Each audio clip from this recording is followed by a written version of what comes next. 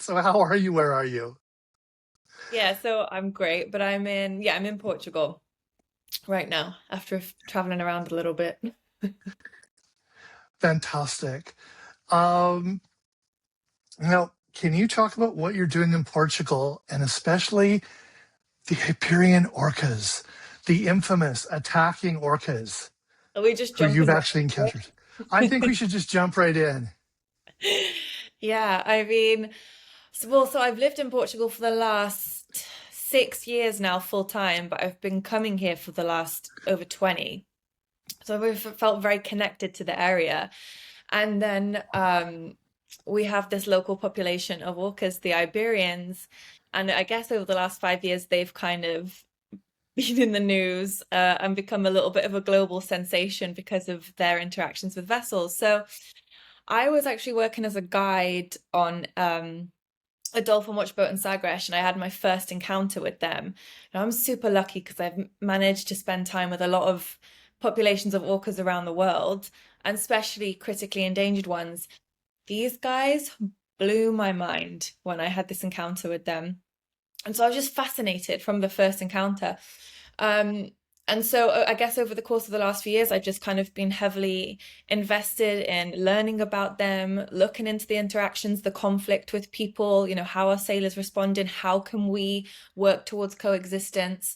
And then this last summer, I spent with the Iberian Orca Guardians out on the sea in Barbate in Spain. So that was pretty much in the field most days with the Iberian orcas themselves. So it was pretty cool to get to spend a lot more time with them.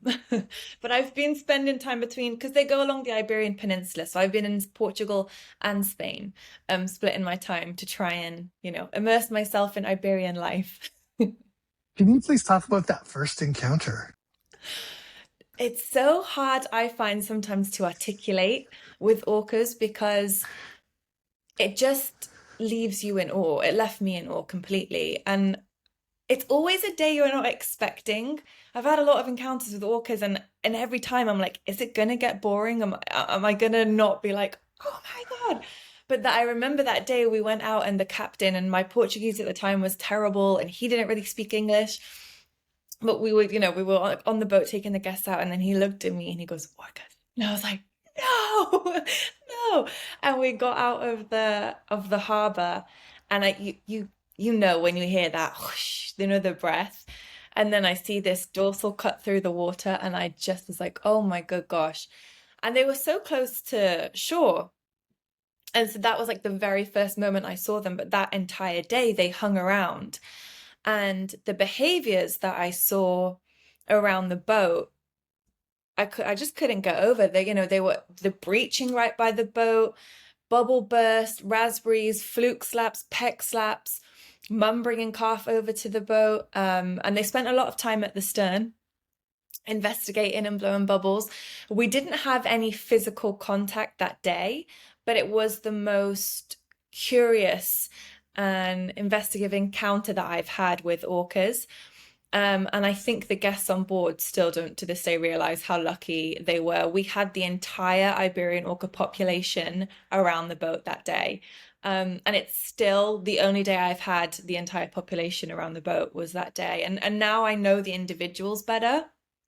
And so I look back at my footage and I'm like recognizing, who was there. And it was incredibly special to me because that day there's an orca called the media know her as White Gladys. We know her as Yes. Estrella. Yeah, so she Sorry, what's your name for? Estrella. Okay. Yeah, so we'll talk about the Gladys names in a minute because I Yes, I please. have I'm fascinated by the names. I have some feelings on those, but so the media know her as White Gladys. Now she surfaced that day, and I'm just, I'm trying to get some ID pictures and take shots. Bearing in mind, I'm not that familiar with the individuals at this point. And she surfaced, and she has this tiny little calf next to her, still kind of orange around the eye patches. So I'm like, oh, super young.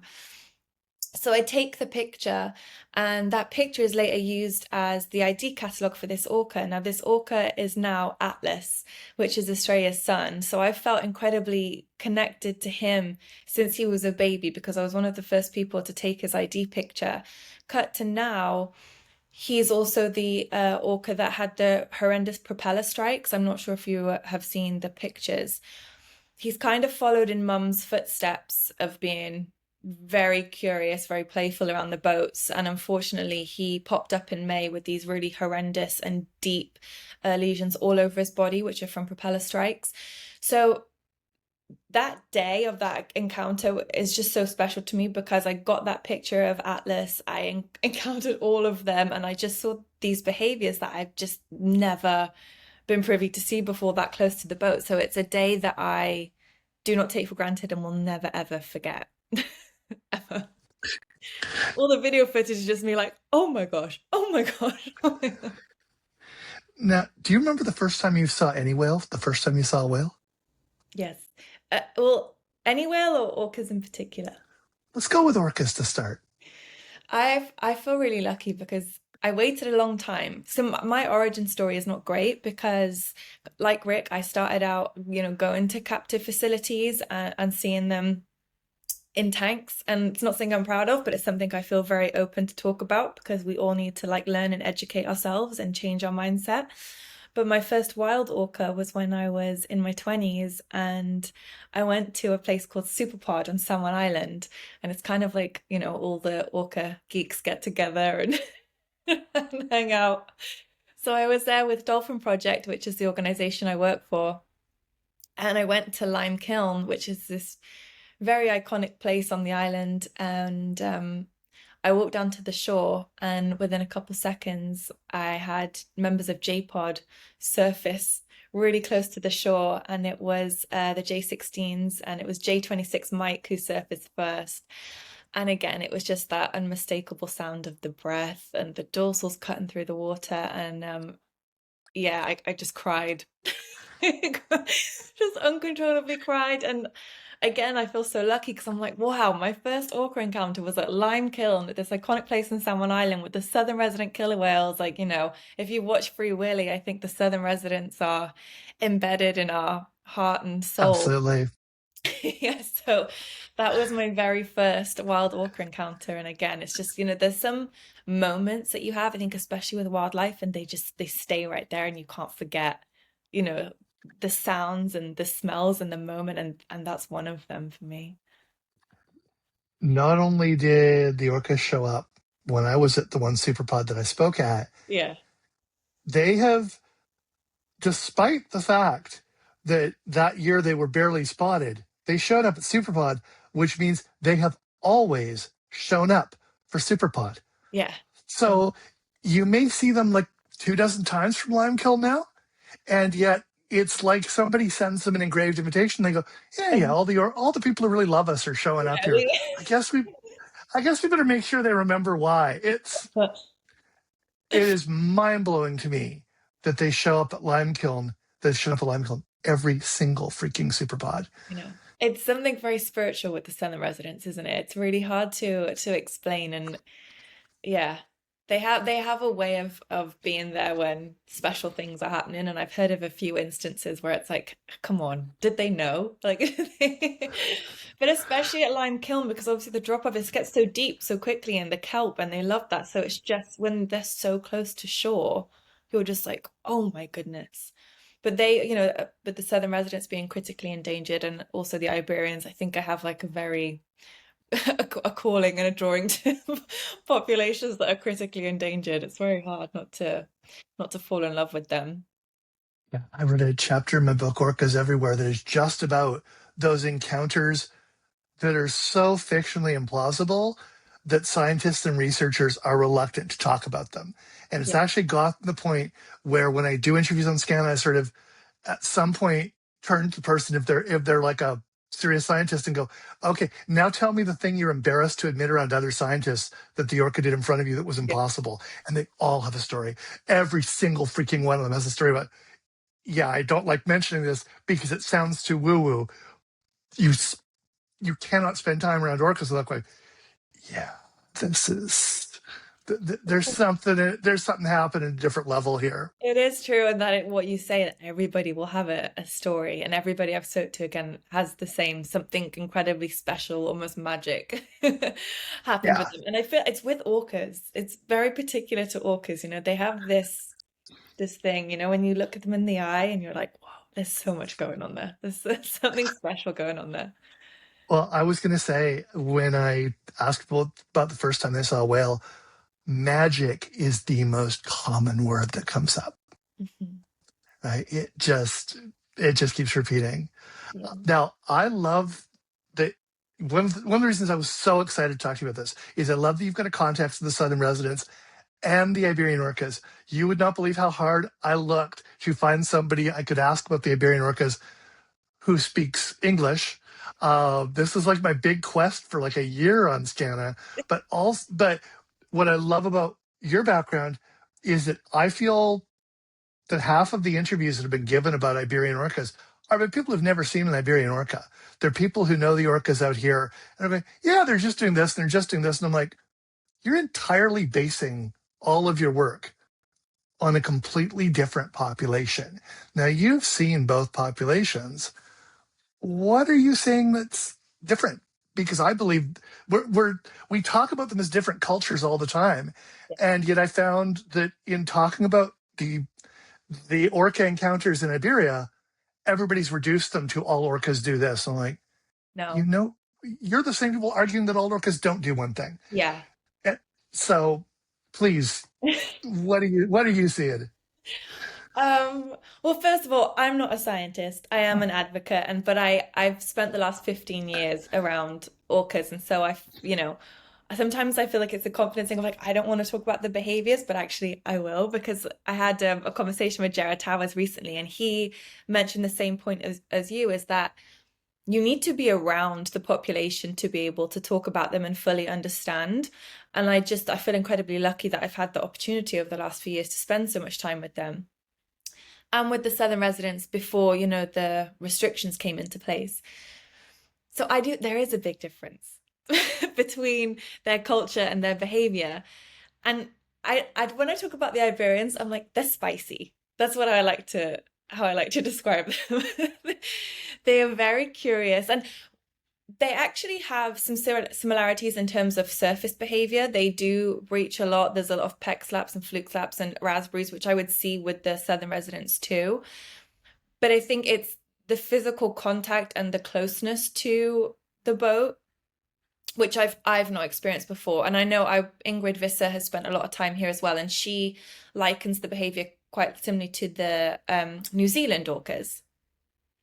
But again, in terms of like culture, dialect, behavior, they're very different, I see, to the southern residents. And the word I like to use is spicy because I love that. they have a lot of personality, the Iberian orcas. And I know some people are reluctant to use that word, but for me, when you spend time with the individuals and you see this one is very confident and comes to the boat even by themselves, this one always hangs back, or this one likes to stay with mum, you see those characteristics in them and how they behave and how they interact with others. And so you can't help but separate and see and distinguish, right, between different populations. And you definitely can see there's within the population, there's an overall curiosity around vessels, but it's not all of them. There's about 14 that are more curious than others. How big was the population in total? It's so the last season we counted around 26. I say around because we lost Onyx this last season, a female due to entanglement. And then there was a calf born, and then we had Australia, who we think is pregnant. Well, we know is pregnant. So we're Nice. waiting to see if calf shows up next time we see them. So, I mean, under 30 is what we'd say at the moment. Now, are they mammal eaters or are they fish eaters? What's their diet? Because that seems to be a huge distinguishing factor in orca cultures. Yes. And their primary source of food is Atlantic bluefin tuna. But something really cool happened this summer where they were sighted, well, some of the individuals were sighted eating octopus in the north of Portugal. So that was new information for us. But yeah, bluefin tuna is their main prey source for their fish eaters. Not boat eaters Okay, or mammal eaters, as everyone's saying. nice. And what is their language? What is their dialect like compared to southern residents? Because I know they really vary. And I know that people who spend a lot of time with them are like, yeah, it's J-Pod, that's K. Like Yeah. that in a few short moments, they can hear the difference. Yes.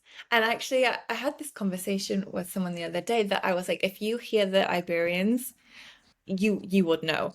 Because I liken the Southern residents' acoustics to, especially K-pod. It's like a songbird. I find them quite like, I don't know, it sits on the ears quite nicely. The Iberians are quite screechy. It's very funny actually if you hear their acoustics. It's very distinct.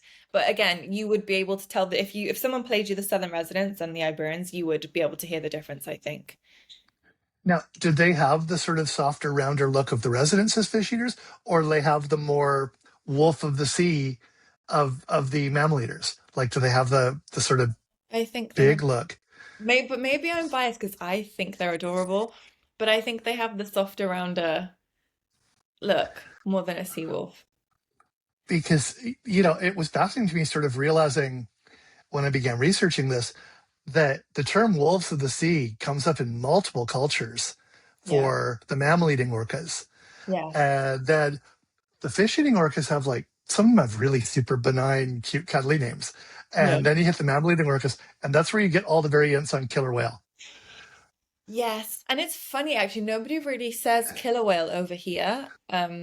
It's they more say orcas, and it's funny how the debate of the name of like what it should be and what is okay to use. But I interchange the two because I grew up watching Free Willy and spent a lot of time in America and Canada. Well, everybody says killer whale, and then sometimes you say killer whale this side of the world, and they're like, "No, that's derogatory," and I'm like, yeah, "But Orcinus orca is also demon of the underworld or something." Oh, really, it means we don't speak Latin, right? We only think it's nicer because we don't speak Latin. But it's funny, in Canada, it tends to be more orca. In the States, I just default to killer whale because every person I interview in the States says killer Yeah, whale. And almost every person I interview in Canada says orca. yeah. So, but I think we all know it's okay to use both of them. It's Yes.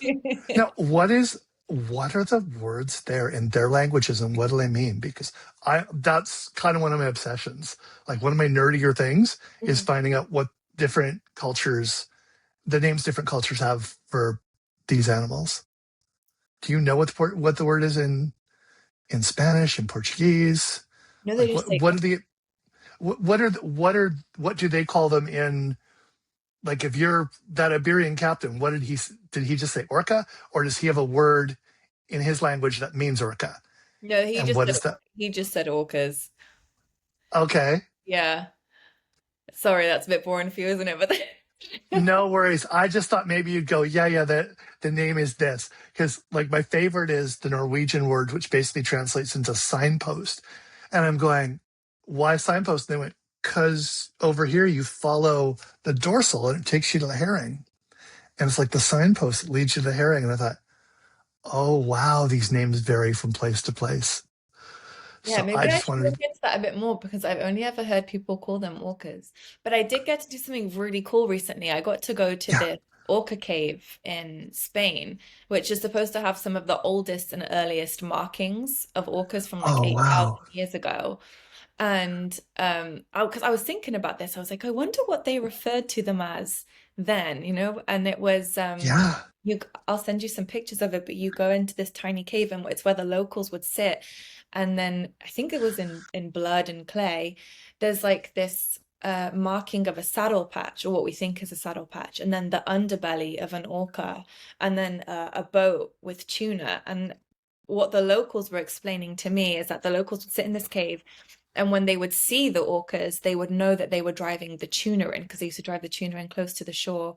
And then the local fishermen, they would signal to them, and then they would go and hunt for the tuna. So I was like, this is so cool. Like our connection, our history with orcas and our coexistence goes back beyond what we can even like imagine. And just seeing those markings, I was like, wow, this is really cool. And then in my head, I was thinking, I wonder what Wow. they used to call them then. If you find out, you've got to let me know. I will. I'm going to look Now, into this actually. now I gather that like the ancient Romans looked at orcas as an animal who attacked boats. Mhm. So how, like, what is the history that you're aware of the orcas being really curious around these boats? It's funny, actually. I sat the captain of the boat I'm on in Barbate, Vicente, he took me to a local bar just to sit with the local fishermen. And my Spanish is still like, it's not the best. But I sat with these local fishermen. I had the best time. It was really windy and it was really early in the morning and the boats couldn't go out. And so instead of going home, they all went to the bar for a drink. And I just thought that was hilarious. And none of them told their wives. And I was able to just sit with them. And they were all telling stories of the Iberian orcas and how when they were younger they had encounters of the Iberians pulling their boats around and nudging their boats. So I think the interaction or the curiosity goes back a long time. I think the difference is now the physical contact with the sailing vessels and the rudders. And obviously because the certain rudders are breaking and the boats are sinking, it's kind of escalated up a notch. But I think the curiosity has been there for a very long time, which I wasn't aware of until I had these conversations with the locals, and they were like, "Oh yeah, this big male was grabbed the rope and that pulled me around my boat," and like now they're laughing about it, but at the time they were like, we were shitting ourselves a little bit. Wow. Yeah. So, I mean, because I wondered if this has the history that it seems to, if part of what's happening now is social media exists. So now if an orca comes at your boat, it's on Insta, right? Like you're sharing it on TikTok or whatever, and it suddenly looks like, oh, when animals attack and gives it a scarier vibe than it actually is. I Although do think I, social media's had a huge part to play in what's going on with the Iberians. And I think around the time that this started, social media also escalated a little bit in terms of like reels and just the change in the narrative of social. Um, but I think the destructive narrative popped up more when social media was able to sorry, give me 1 second. I'm just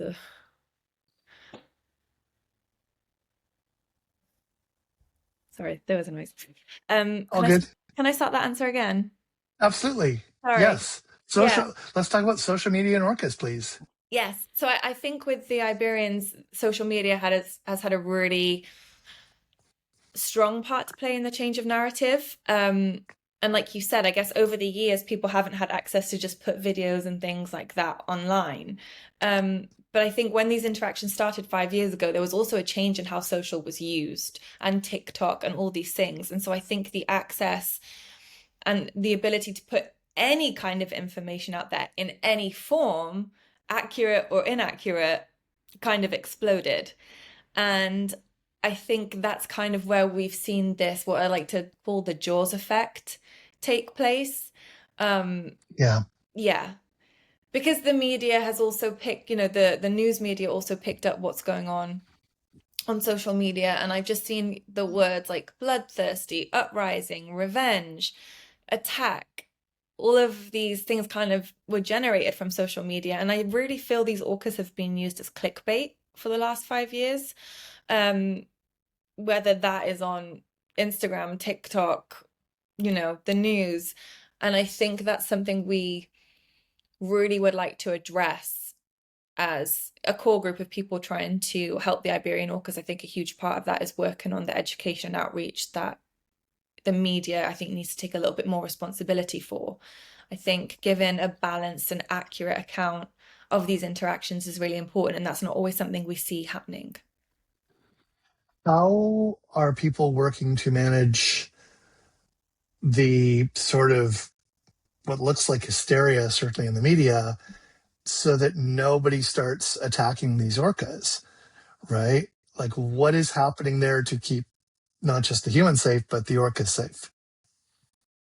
It's really complicated and tricky, isn't it? Because when I talk about it, it's never that I want to negate the severity of the situation and maybe the fear that people feel when they're having an interaction. Because listen, I've felt these bumps. Sometimes they've nudged our boat and it can be impactful. And I'm not on a sailboat when I'm on the water. So I felt the force. So I'm not coming from this from a point of view of someone who hasn't experienced it. I have felt how intense it can be. And I really get that if you're on a sailboat and your rudder's gone and you're taken on water, it must be terrifying. And if you've got no experience with these animals, so when I talk about it, it's not that I want to negate the severity of that, but I also want to emphasize that when we talk about them, I very rarely see these news articles mention that this population is critically endangered, mention that they're potentially on the brink of extinction. And so I think just having conversations within the sailing community, making them part of the equation, like helping them help us with conservation, get them involved with photo ID, speaking to them and having these conversations of, what happened during this interaction, figuring out the individuals that were there and really working together towards coexistence is the goal. It's difficult. And we're not quite yet there yet because people are taking weapons out onto the water. I filmed very recently a boatyard, a rudder that had razor blades all over it. So it's a really hard task to balance right now. I think the Iberian Orca Guardians, the organization that I'm working with, have done an incredibly good job of raising the standards of communication and outreach, and they have a boat that's on the water directly to talk to passing sailors and give them the advice, make sure you come closer to shore. This is what you do if you see the orcas, and trying to have that direct communication and conversation with them. But that's only one part of the Iberian Peninsula and one part of the water. I think, although we're 5 years in, we're still very early on in terms of what do we do and how do we handle this, because it's kind of unprecedented and everything is unfolding. But I think, having open lines of dialogue and communication with all user groups, whether that's sailors, fishermen, scientists, advocates, is really, really important, and getting the message out there that, making sure we have strong lines of communication will be beneficial for everybody in the long run. But that's still a work in progress, I feel like. Because I have conversations with sailors who really want to learn about the population and want to follow the advisory guidelines. And then I have conversations with people who don't, who will risk sailing at night in very deep water in a place they know that the orcas have been frequently. And so I hope we can move forward finding compromise, I think, because it's not like we expect people not to be on the water and not to sail. But at some point, you have to weigh up the risk, And if I was trying to give this analogy the other day, like if you're at a beach and a shark alarm went off and you decided to stay in the water, it's kind of your own risk at that point. And I feel a little bit the same with certain groups of sailors. If you take that risk, it's not on the orcas if you then have an interaction when you knew what you were going into in the first place. Does that make sense? Yeah. What do you do with somebody like the person with the razor blades on their boat? Are there laws to stop them? Or is it just you shaming them on socials? Like what can be done at that point? It's really, really hard because I feel lucky that I work for Dolphin Project, and Rick O'Barry, as a mentor and a friend, has always taught me, going to places like Taiji or inside captive facilities when your heart is breaking and you feel all this rage. You have to always work from the point of view of the animals and with compassion and patience. And so I try to do that in every aspect. So although when I see these razor blades, I just want to cry and I'm really angry, I think, okay, like how do we move forward? And of course, I filmed it. We need evidence and we need legislation change and policy change. But again, I think it's just trying to start conversations with people. And unfortunately, the people that had the razor blades weren't around for me to talk to. But it's like, why did you do that? What do you think this is going to do? Do you actually think this is going to help, and really inform them and educate them on what works, what doesn't? Firecrackers are also a huge thing out there that people are taking on boats, and no one really knows the acoustic impact that these firecrackers are going to have, never mind the physical. So again, I think one, collecting evidence of what's being used to try and find, how do we need to test all of these things and give like evidence and fact, but how do we move forward for policy change and legal change, because it's not really being addressed out there. But then it's like, how do you, if something is going on out in the water that you can't even see, how do you address that and how do you monitor it? Yeah. Now, we mentioned White Gladys off the top, and we're going to come back to her. Or Australia is your name for her? Australia is the major name for her? Australia. Okay. Sorry? Australia. Australia? Australia. Australia. Australia. Australia. Yes. Awesome. Now, if you read the social media, there have been stories that pretty much present her as like the Luigi Mangione of orcas. Yeah. Can you talk a little bit about, like, she's out for the number of revenge narratives that I saw around this orca were mind blowing Yeah. and like felt straight out of the cheesy orca movie from the Jaws era. Can you tell me about her and what the scoop is on her and how she's come to be at the center of all this mythology and Yeah. myth making? I think she was one of the first females documented having these interactions with boats. Um, and I always remember I've heard so many stories, she was attacked, she was hit by a propeller. She's got no deep wounds, by the way. She's got no deep scarring on her body. Um, but she was kind of the catalyst for these interactions. And like the media really ran with that and also ran with these Gladys names. Um, I don't refer to them as the Gladys Orcas, and I feel very strongly that those names almost took on a life of themselves and became like an alter ego for the Orcas. And so when I see her referred to as White Gladys, I get really frustrated because I'm like, oh, I know when I see White Gladys, I'm also going to see attack, bloodthirsty, revenge, uprising.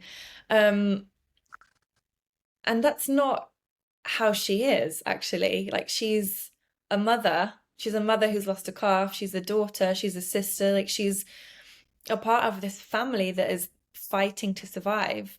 She's very authoritative and she's very dominant. She's very curious. Um, but she's not this bloodthirsty tyrant leading this orca rebellion that the narrative, Yeah. that's out there. That's not her.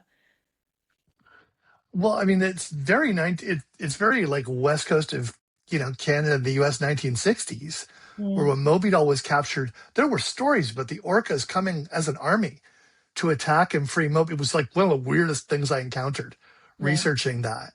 It's like, yes, the orcas, they're coming and they're going to attack us en masse. And that's the sort of thing we're seeing around White Gladys. But where does that name come from? Like, where did that, does anybody actually call her that, or did anybody call her that before the media ran with it? Well, the term Gladys comes from gladiator, and it was then labeled with the orcas that are interacting with boats. So that's kind of so if you're a Gladys orca, you're one that interacts with the boats. But it's not like every Iberian orca has a Gladys name. Um, Oh, wow. yeah. So that's where it comes from. So I don't love it. I really just I refuse to call them by the Gladys names because it's not how we know them. And it's not the personality or the traits that I see, you know. I do think it gives the whole Jaws thing a little bit of ammunition when you're like, it's White Gladys, like approaching the boat. I'm like, well, no, it's it's Australia and her son. Wow. Yeah. Okay, then. Mm. Now, you just mentioned the Dolphin Project, and that's how we met. Can you please talk about the all of the work that you're doing with Rick Iberian and what the Dolphin Project's all about? Yeah, well, the Dolphin Project started on Earth Day 1970 by Rick O'Barry.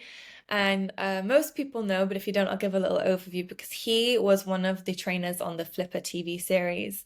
And he had this really poignant moment where one of the dolphins he believed, actively took a last breath and didn't surface again, and he believed committed suicide. And since that day, he's really spent the last 50 plus years undoing an industry that he feels like he helped create with captivity. And I think I've been with Dolphin Project for over 15 years now. I watched The Cove, and at the end of that, I was like, okay, I need a life change. Like I'm in. What do I do? And so since then, I've been volunteering with them, and now I work for them full time. And so I've been to Taiji multiple times as a cove monitor on the ground, documenting the dolphin drive and hunts that happen there. Which, isn't the easiest thing to do.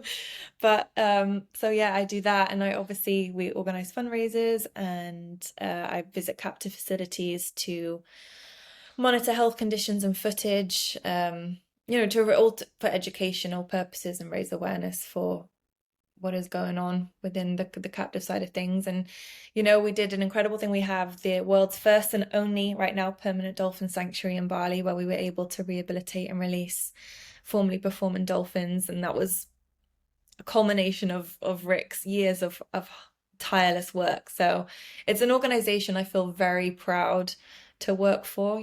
Rick works tirelessly, as do the people that work for Dolphin Project. And we really are like a grassroots, boots on the ground organization, just campaigning for the welfare of dolphins worldwide. And I see the progress, I think people's opinion and perception of captivity and cetaceans, I think in general, has changed a lot over the years since the Cove and since Blackfish.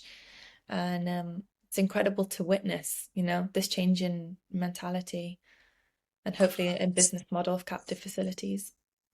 So many of the people that I've met doing this had their life changed by a movie or a story.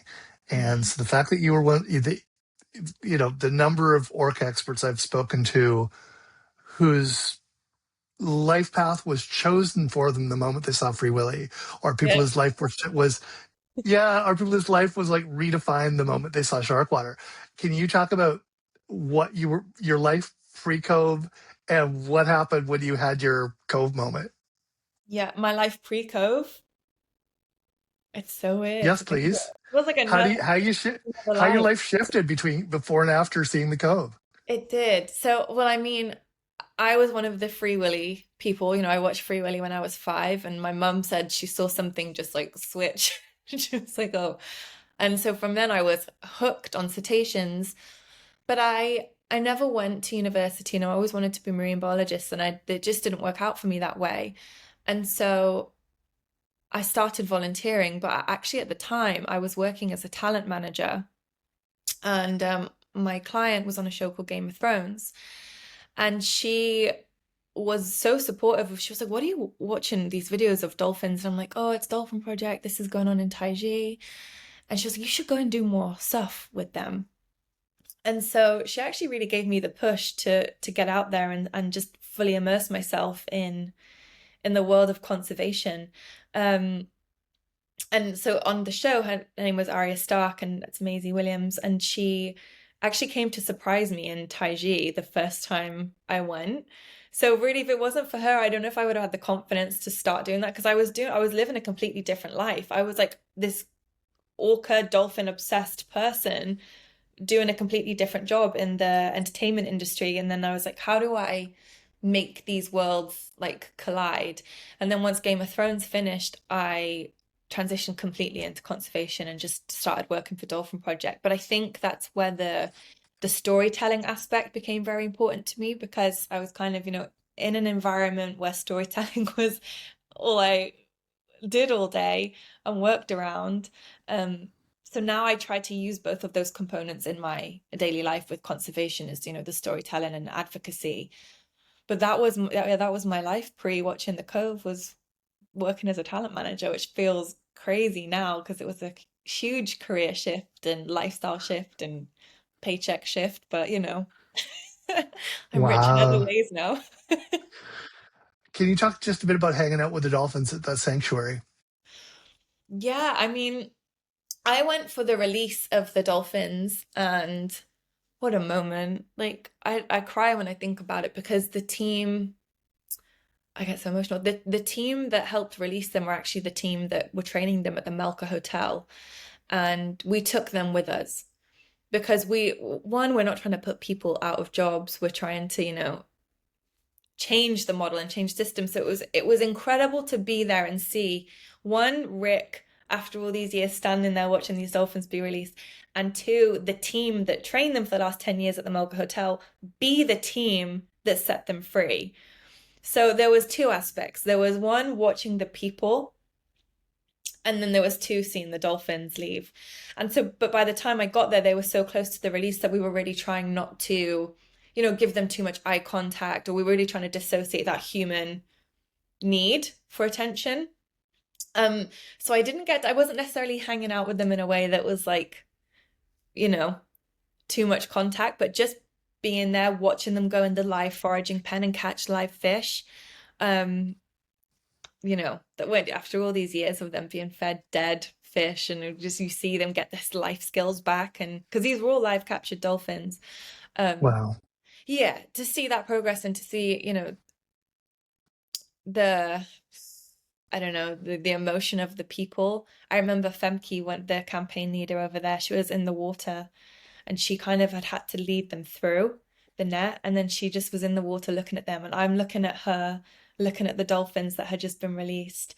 And I know this sounds cheesy, but when you have those moments where you feel like the dolphins look back and say goodbye, I feel like that happened with her. I feel like the dolphin, they came around, they kind of looked, and then they dove and swam away. And I think just witnessing that whole thing and that culmination of work and the emotion of everybody, and watching these dolphins, knowing how much they'd suffered over the years and the condition they were in when they came to us as to when they left, that was what was like, whew, it still makes me emotional to think about, but I'm so proud of what Dolphin Project and Jan and Femke and everybody was able to achieve on that day and being at the sanctuary, because it was a labor of love, and they all did it. So yeah, I played a very minor part in something that was like, whoa, this is so cool. That sounds amazing. It Is there really anything else we're missing here that you want to make sure that the world knows about with the Iberian orcas or the Dolphin Project? I mean, I think with the Iberian orcas, I would love people just to, if they're interested in learning more about the subject, the Iberian Orca Guardians on Instagram is a great platform to follow. Mare Orcas, Orcas PT. There's just some platforms that you can follow to kind of get first-hand information that isn't necessarily from the media or social media narrative. And I think just really understanding this as a critically endangered population, really, fighting to thrive and survive. It's not the narrative you're seeing online. And yeah, I mean, just learn about them because they're an incredibly distinct population. They're very unique, and they're needed in the ecosystem and in the world. So I hope people are able to fall in love with them a little bit like everybody along the peninsula here that knows them has too. Fantastic. Thank you so much for doing this. No worries. It was okay. Was awesome. Is there anything else you feel like you want me to answer differently or we missed? Or... No, that was terrific. Okay, cool. I'm going to turn on stop.